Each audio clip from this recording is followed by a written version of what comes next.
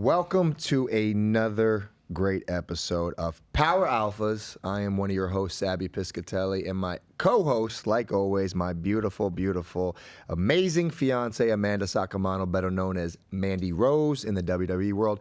How you doing today, baby? I'm doing just great. How are you doing? I'm doing great. Life is good, and we're blessed. Yes, we are extremely blessed, especially in this crazy world, unfortunately. We just want to send our thoughts and prayers to everyone involved in these terrible acts. In Israel.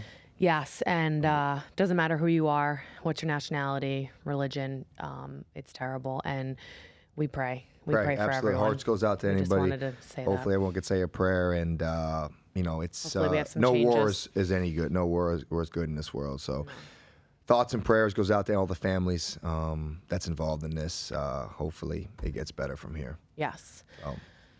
So we had a very inspiring, positive, amazing woman last week, Macy Estrella, better known as Lacey Evans from WWE. I mean, she was so inspiring. I mean, I had chills listening to her story, and I know her personally from WWE. We worked a lot together, so I just love bringing these type of people on to tell their story, because everyone has different backgrounds, and this kind of goes back to like what we spoke about in our first episode about how you see a certain side of someone, you see the glitz, the glamour, but you don't see what it took to get to where they are today. Whereas someone like Macy, you see her success and you look at her accolades, but nobody knows what she went through, growing up. And I just really commend that, and I really think it's amazing. So I'm really excited for future guests as well, because we have a crazy lineup coming up as well, Absolutely, right? we have a crazy lineup. But wow, that was...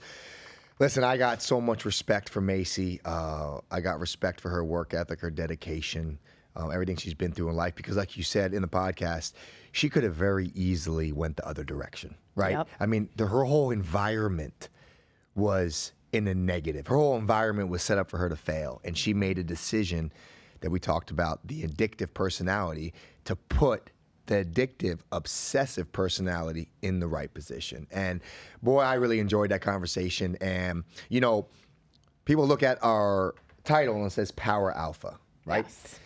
And some people say, well, what's an alpha? Am I an alpha, right? To me, an alpha is a man or a woman. Mm-hmm. That alpha comes from work ethic, right? It comes from developing the confidence of who you are and setting out a goal and setting out dreams or setting out a regimen that you're willing to follow.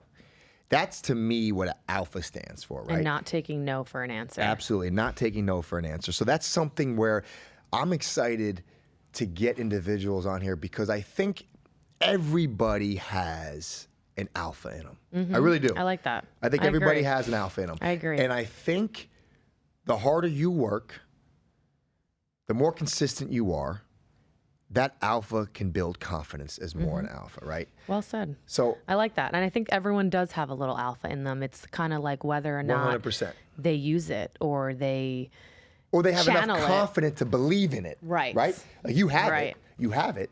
But they didn't maybe put in the work ethic to develop the confidence to walk around and say, I'm an alpha, right? Because confidence is huge. I really do think Absolutely, it's huge. Confidence is huge. And I think as you grow and evolve and get more comfortable in the world that you live in or the profession or whatever it may be, you grow more confidence. And I think that's when you kind of can channel that inner alpha of you, and you can see that, you can do whatever you want. And like you said in another episode we had about, everyone is capable, but are you willing? Are you willing? Are you willing to sacrifice? Yeah, absolutely. Full circle. And that is full circle. And I think that has to do with people's confidence, right? Mm-hmm. Like I'll tell you one time, somebody asked me one time,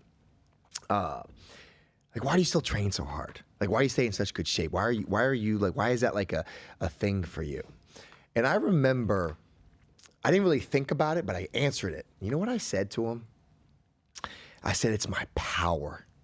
And they said, what do you mean your power? I said, it's my power for who I am as a man.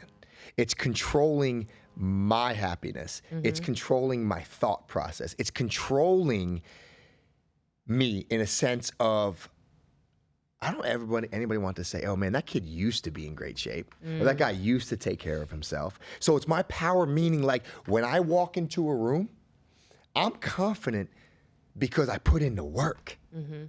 I put in the work, and that comes from the mental and physical aspect of, we preach a lot of mental and physical health, right? And for me, it's like, if somebody asked you, Mandy, why do you stay in such good shape? What would your answer be? Think about it if you want, but what would your answer be why you train 5 days a week the way you do? I would say, similar to what I think you're saying, what I'm picking up here is that holding yourself accountable for how you perceive yourself, but also besides the mental and physical aspect of it, it's you have control over it. In a world where we don't have control over a lot of things, I think that's one thing that I have control of. Absolutely. And I think we always say, like, we wake up, we work out, because mentally, like, you know, you always say sometimes too, like, oh, you do so much cardio. And I'm like, I know, I'm not doing the cardio to like lose weight. I mean, obviously it helps, especially after like a night of Cold Stone or something. But obviously I'm doing it because like mentally I need it. I feel good after it. It releases endorphins. It releases serotonin. There are so many benefits. And I know I'm going back to like the mental aspect and the physical aspect, but I think it's something that I can control. I get up and I want to go to the gym and I look a certain way and I want to continue to look this way for however long I can, because let's be honest, at one point we all get old. Everyone's going to get old. And as your abs look really amazing right now, one day those are not going to be there. Show the people your abs real quick. But honestly, I mean, we want to have kids one day. Like, I'm not always going to look like this, although this angle is, ooh. But like, I don't know. It's just what we love to do. Well, you're right. You're not always going to look like the way you look today, but you could always be in the best shape of your life at that age. Oh, 100%. And I know you're going to be the guy that I see at the gym, like most of the time.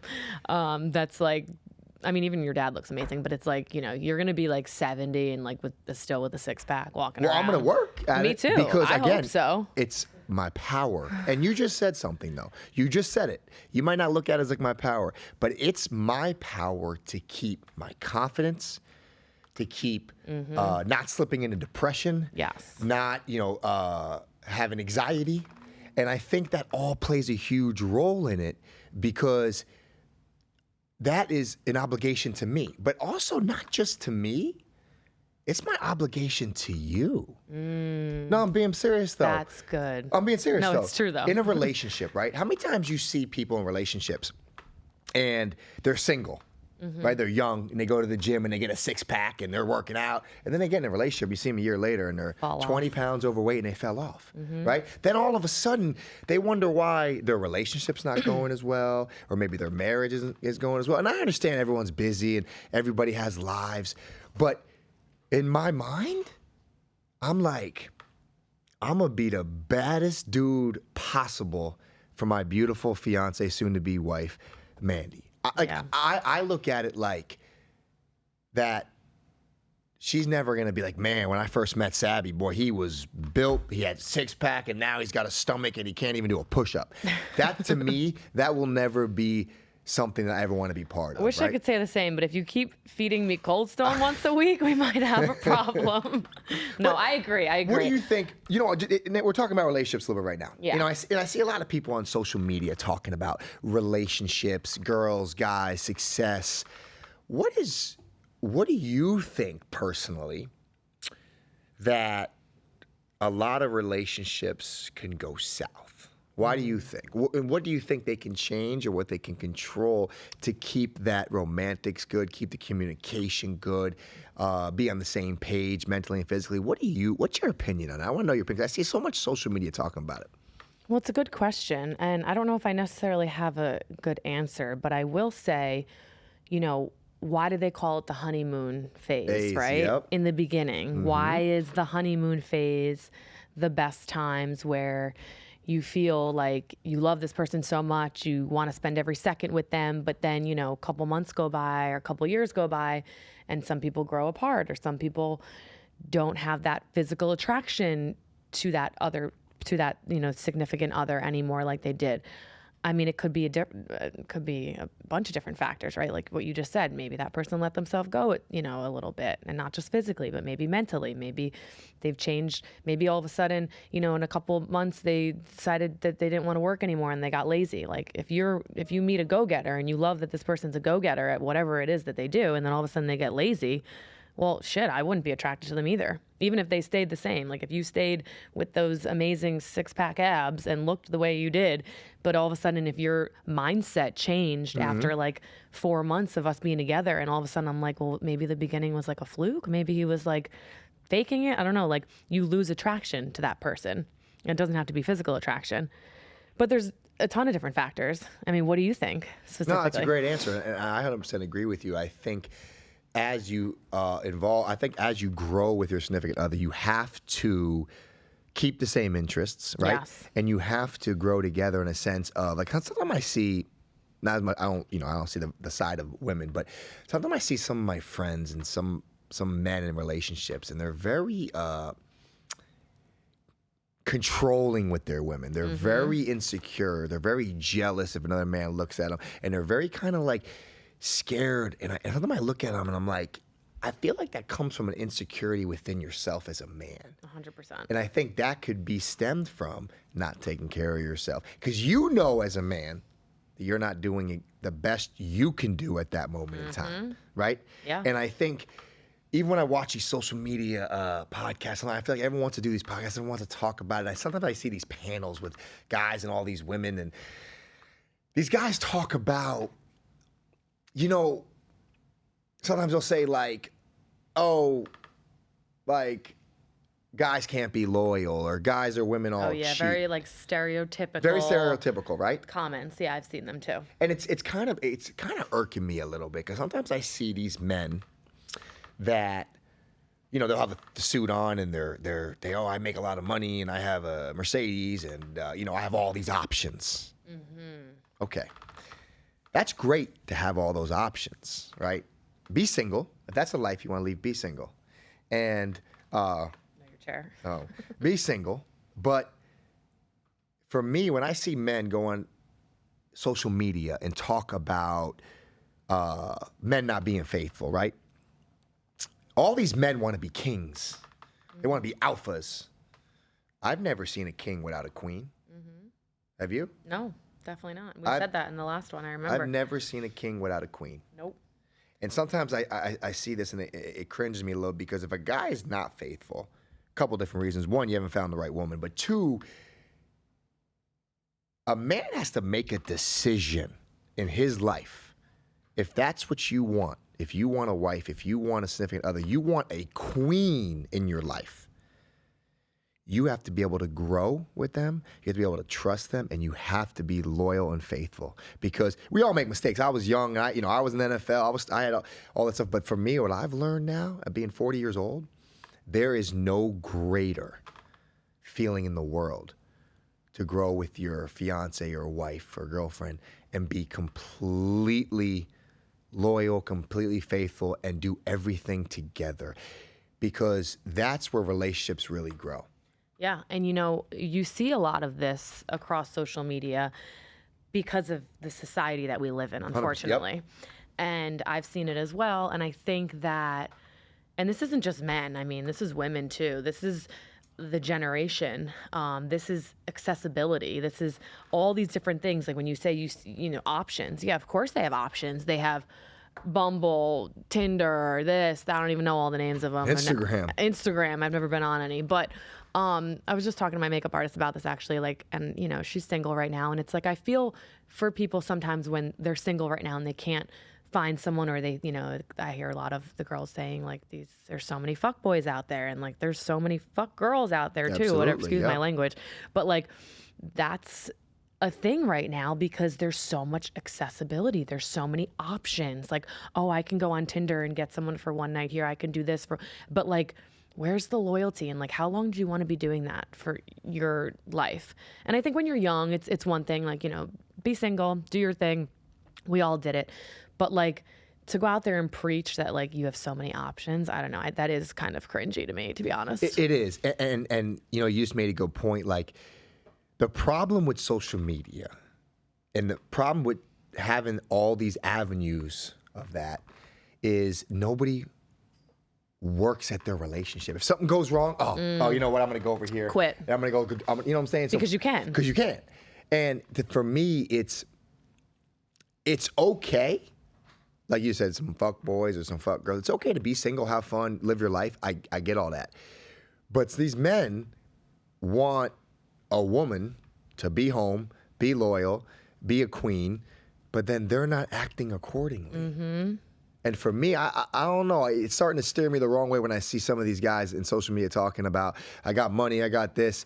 And you know what? Listen, it makes me smile that I heard somebody actually say on social media, like, if the guy ain't cheating, he's loyal. That means he has no options. So the guy ain't cheating. And he ain't loyal. And he ain't loyal. No, he is loyal. Yeah, wait, okay. If a guy is not cheating and he's loyal, yes. it's because he probably has no options. Oh. And that really bothered me, actually. That is, yeah. That bothered me a lot. Because Yeah, I was looking at like this that. guy and I was like, bro, first of all, you're speaking gibberish. That is absolute nonsense because he hasn't been in love and he hasn't found a queen. And for me, it's like I look at someone like that and I'm like, brother, you better change your thought process if you want to find a queen. Right. And I think that's why, you know, the Power Alpha podcast, for me, that all comes into play when you have a power couple. Yes. Right? And it takes a lot of confidence and putting your ego aside, especially for a man. I'm not trying to sound stereotypical, but like, you know, that, and I grew up kind of like this too. You know, my brothers and I speak about it, about how you're tough and you're a man and you shouldn't really show vulnerability, or you should, you know, emotion or affection. And we kind of talk about this a little bit too, you know, like, I didn't really see my dad give my mom a lot of affection as we were growing up. You know, maybe behind closed doors, they had a great relationship. I don't want to know about that. But, you know, that was part of an issue. And I think my brothers and I speak about that in the aspect of that's what we were raised on, and sometimes it was hard for us to show affection to our significant others. And, you know, I think my ex used to say that a little bit. It's been a little different, and I don't know, I think I've grown, and I think I'm pretty affectionate, right? What would you say? I think you've that wasn't definitely very grown convincing. from when we first started dating, right? You weren't that affectionate in public. I'm a little guarded. No, you definitely weren't affectionate in public. PDA, I'm like not a fan of though. Like I know one time you were like, oh, because he came over for Christmas one time, and it was like a few years ago. We weren't even that serious though, I feel like. And you said I was like a little funny, like around my dad and my brothers. You were definitely funny around your dad. But hear me I actually out. remember like your dad's presence, like you were very like not affectionate at all. Well, I think two things. One, I grew up with men, obviously. It was I was a little bit like sheltered in the sense of like Mandy can't show that side in front of us, at least. Like my brother's like still like I was very different growing up like that. Like, you know, my brother still jokes around like, you know, like you don't poop, girls don't poop. Like, okay. No, you don't random. poop. Girls don't I know. Poop. You don't but like I feel like I was in this bubble Girls definitely don't poop. of like I would hide my thongs. I don't know if anyone knows this or I've ever told you, but I was not that young. Like I was in high school. Like Hiding from your dad? Yeah, like I'm not wearing granny panties to high school, but my mom was cool about it because she was a woman, and my dad, like I was so nervous that he was gonna find a thong and be like, "What is this?" Meanwhile, like it's a thong. Like who cares? I used to wash them in the sink. To wash them yourself? I swear to God, I used to wash my panties in the sink. Hand Mandy wash. Rose would wash her panties in the sink.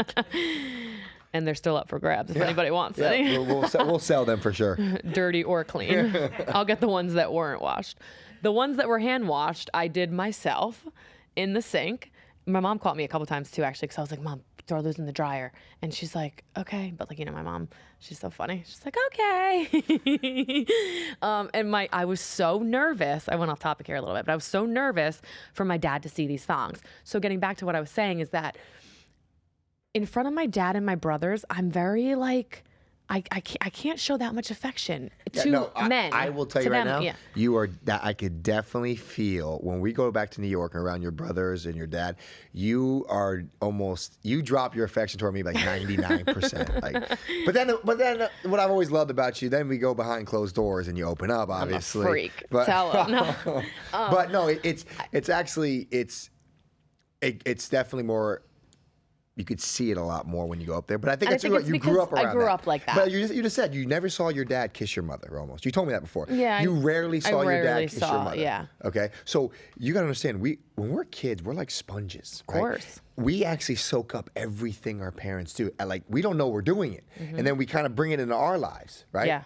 So that's a good point. So if you come around that you never saw your dad do that, then that's how you are going to grow up. Yeah, and I'm a lot like my dad. I would say. I mean, we have traits from our mom and our dad, but I'm a lot like my dad. We're a little guarded. We're not like your happy-go-lucky people right when you meet us. Like, obviously, I've been told I have great energy and all that. My dad's an amazing man. It's like, and we're so selfless and we like to help people and all that. But we're not one of those like, oh my God, not that my dad would talk like that, but like obsessive, like right away, friendly people. Whereas my mom is. Your right? mom is. Yeah, like people that's why we call my dad the Shredder. We call him like the Shredder at the deli. That's his nickname, Shredder? Yeah, he's like, he just makes noises. He's like, Hello. hello. Hello. That's how he answers the phone. Hello. Hello. So I'm a little bit like that. Maybe not so much because I'm a woman and stuff, whatever. But so I feel like I'm a little guarded. So every time I used to get it, before you, not that I had many. No, you had no boyfriends before me. What are you talking about? No. Come on. But, What are you talking about over here, Ben?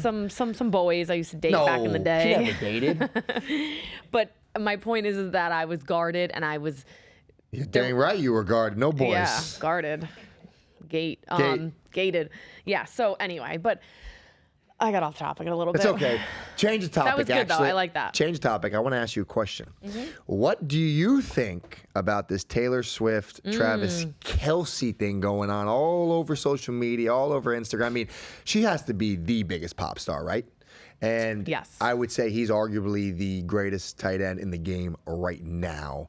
What do you think about that? What's your opinion about that when you look at this? Well, it's so funny that you say the greatest tight end, right? Because I feel like so many people, which is mind-boggling to me, like the Taylor Swift fans, like I see these videos and these TikToks and stuff, like they didn't even know who he was. But I guess if you don't watch football. Yeah, but if you don't watch football, yeah. But no, he's a star. He's a big star. I know. You were telling me a little bit. State Farm commercials. Yeah. Now he's I don't agree with it, but he represents Pfizer. They call him Mr. Pfizer with the vaccine and the shot. But no, he's a star. He's won I think 2 Super Bowls. Really? The guy's a stud. But yeah, well, I think he upped his equity alone just by being around Taylor Swift. Just saying. Yeah. Yeah. He also has his own podcast. He does have his own podcast. Oh, he does have his own podcast. Right? With his brother. Yeah, with his brother. I actually watched a couple clips. That's cool. I like that. Another power alpha. No, that's still dude. Him and his brother. Right? Him and his brother are both extremely successful. Both incredible Pro Bowlers. I think they're both going on almost 10 years now, and I tip my hat because I was at that level, and for them to be there that long at a high level, it's really unbelievable. So kudos to both of them. But let's address the elephant in the room. I'm gonna address the elephant in the room. Go ahead.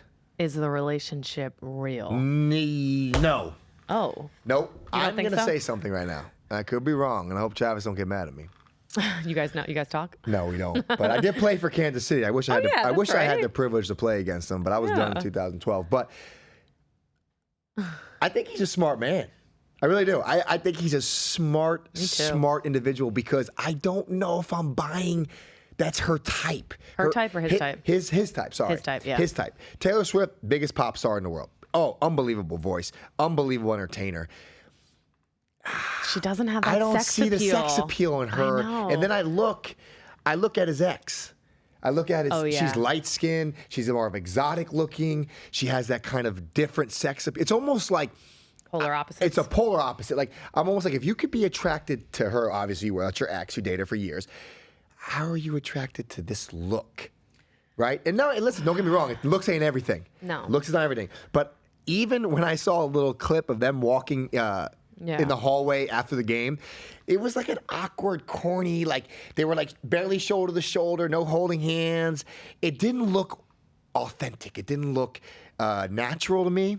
So I don't know. I mean, the guy's already a superstar. He's trying to be a megastar. He's doing a great job. All kudos to him. He's unbelievable tight end, unbelievable spokesperson. He's on State Farm. He's done everything incredible, and now on his resume, he's got Taylor Swift, and I think kudos to him, man. Whether congratulations, buddy. Honestly, whether it's real or fake, whatever, and great business ploy, whatever you want to call it. Actually, I don't know this, and maybe Ben could look it up, or you could answer this. I don't know anybody Taylor Swift dated. Who is she dating? She hasn't been that public with her dating. There was someone. She's the biggest pop star in the world. She don't know about anybody she's dating? She's an independent woman. She don't need no one. That's for damn sure. She don't got 8 figures. She got 9 figures a year. Yeah, Wait a second. She has dated a couple of. Let me hear this. Jake Gyllenhaal. Oh. Harry Styles. Oh, I knew Harry Styles. Calvin Harris. Okay. John Mayer. Oh. John Mayer. What? But again, though, like all those guys though, are not Travis Kelce looks. Correct. So how is she attracted to him? Yeah, but I also don't believe in, like, I know you brought up his ex and all that, but, like, I think you can be attracted to different types of women and men in that aspect. Yes. I'm not believing that so much. And you can. To be honest, Taylor Swift, I think she's beautiful. She's got, besides the fact that I she's gorgeous, said beautiful woman. that I said that she doesn't have like crazy sex appeal, but that's fine because her music doesn't convey to that type of genre either. Like she's not on stage, dancing like all provocatively like, maybe Beyonce would or J-Lo or whatever it may be. So it's just different. But I do think that he could be attracted to her, but I'm not 100% sold on the fact that they are a couple. Dude, I don't know, man. We'll never know. If it's staged, if it's not, good for both of them. Yeah, I just kudos. think it's whatever it is, it's a hot topic. It's a hot story. And she has more money than him, right? It's not even a question. That's not even close. I never know with NFL guys because there's guys that make blah blah blah to like it's like I don't know. Taylor Swift has to be top 10 richest women in the world. No, she is. It has, for sure. and if she's not top 10 richest women in the world, she will be top 10 richest women in the world at one point. And I think I saw she made like $100 million last year. $100 million. $100 million in a year. But good for them. But no, it was just something that I think there's so much social media out there, and everyone's caught up in it, and everyone loves these hot stories. And like you said, I saw these joke videos where like the wives are asking the guys, hey, have you ever heard of this Travis Kelce guy? Like, and everyone's looking at him like, if you know NFL and you know football, like I said, know him. He's probably the biggest star in the game just because he's a very good-looking man. He's well built, very successful, speaks very well. Mm-hmm. So I think he's got State Farm. Yeah, he does. He has that whole package. He does. Look. So people know who he is. He's a good-looking guy. Yeah, for sure. Yeah, so good for him, man. Good for him. But kudos to I that. got a statistic. Give me one. Give me one, Ben. So Taylor Swift's net worth is $740 million, and Travis Kelce's net worth is $30 million. Oh, that's quite the difference. Okay. I mean, listen, Travis. First of all, Travis Kelce, good for you for $30 million. Honestly, $30 million is amazing. Not being dead serious, especially playing Put NFL. Put a ring on it, honey. It's all I gotta say. Putting in NFL, that's unbelievable, honestly. But 30 to $700 million is. Taylor Swift's probably like, oh, that's how much you have. That's cute. That's cute, baby. Yeah, that's cute. I made that on my show last week, but we're okay. So you know how we always sometimes talk about how. Like we look at couples and we're like, I'd love to know how they are in the bedroom. I just thought of it. They are one that I would like to know or would like to, I don't know. Sometimes I look at couples and I'm we like. We always say that. Are they sexual? And if they are, is it like that basic, just like the basic? Or what are we doing here? That vanilla? Is like it vanilla? What kind of, I know, I'm always curious. But yeah, that's social media stories it's always fun to kind of get involved and learn about them. But for sure. And getting back to what you were saying before about relationships, because we're kind of on that topic, and you asked me a question about what do I think? I don't know what this question was specifically about relationships lasting. And remember, I brought up the honeymoon phase and all that. Like, what's your take on, I think, I'll state my opinion first, is that like, especially with me and you, and I'll be a little personal here. I think keeping it spicy with your significant other, no matter how old you are or what part in your relationship is really important. Or keeping it fresh and spicy and fun and trying different things. And I'm not just talking about like the bedroom, but like kind of, like I think that helps a relationship. Do you agree? No, 100%. And when you dive into these psychiatrists that actually talk about relationships and talk about the health of them, making love or having sex to your significant other actually is so important, because actually men and women, it's a kind of the communication of like love. It's the connection. Like, I'll be honest What's with your you. love language? Well, I'll be honest with you. Even when, like, now we're so blessed to buy another house in New York. We have 2 houses. Even when you go up there and see your family for like a week, and we're gone for like a week, and obviously we don't, make love or have sex for a week, the connection to me is like the first time we have sex again, it's like, I don't know, it kind of reamps our connection again, right? As a couple. Yeah. So you're absolutely correct. I think you need to find your love language, number one. And what's my love language? your love language is definitely touch. Touch and feel, that's for sure. I know he doesn't have them all down specifically. I'm a physical touch. Physical touch, and for sure. one more a little bit too, though. Compliments? Which is... You don't see. He doesn't know the whole. What's compliments? Compliments is words of affirmation. Ben, help Thank me you. out here, dude. I was gonna help you, but Words of affirmation. Okay. he knows my love language, but right. he doesn't study. I'm like, I have the book. I read it sometimes. But it's also paying attention, like, right? Yeah. Like, hey, listen. Hey, I gotta be honest with you. If we go like 3 days, I'll get like a little side eye from Mandy. Like, what are you doing, dude? You haven't touched me in 3 days. I get the little nod. Like, she's like, the wheels start turning a little bit, and I start to wonder, like, Yeah, if we what's go like, going yeah, on? seriously. I think it's like if we, What busy, is I'll get the it? side eye, and I almost like, okay, time to go to work. Time to go to Time work. to go to work. Well, it's because that's the thing with me. Like, I like being intimate, and I think that helps our relationship. Obviously, It's very important. It's very important. So I think that's a big part of relationships, and that getting out of that honeymoon stage.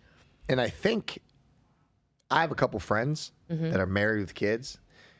And no names. I won't name no names, but I have a couple friends that literally cry to me, and they're struggling big time because their wife continues to say no, and that is such a dangerous road you're playing with. If you continue to say no, continue to say no, continue to say no, and it's both sides. It's like, why are you saying no though? You don't want to? The problem is if you continue to say no, that's where trouble creeps in for people's relationships, right? It's an obligation. I look at it like, listen, I'm in a relationship. I have an obligation. I have an obligation to you. I have an obligation to me. So that's a very, very important obligation. Keep your partner and happy. I understand some nights you're not in the mood. Some nights, whatever it is, I'm tired. I get it. Yeah. But if it's, I'm tired tonight, tomorrow night, Thursday night, Friday night, Saturday night, and then you start wondering, then your mind starts racing. Are they still attracted to me? They still love me? You almost create You almost create scenarios in your head that are not there. Yeah, exactly. And I'll tell you something. You sabotage the And relationship. I would think, I never support cheating. I never support, I'm not saying it. But I do have some friends that their wives have closed their legs for months and months and months at a time. And I think that's a dangerous road to close your legs and then expect your husband to be okay for 6 months, whatever it is. That's not okay. And it goes back and forth. I was going to say, and it goes back and forth because it's not you okay also, for the men to do the same thing to the women. Right, but also you really don't know what's going on behind closed doors, and why she's closing her legs, why he's doing. You just no excuses. Not for months at a time. You just don't know though, so you can't speak for everyone. You can speak for the people that you know, but you don't know what's going on with other people, so you never know. But guys, we're gonna have to wrap this one up. It was a good little sesh of relationships, which I love talking about. So it's amazing, and make sure you keep your man happy and your woman happy, vice versa. Absolutely. Because that's very important. So thank you guys for joining. We're super excited to show you guys our next guest. Very exciting.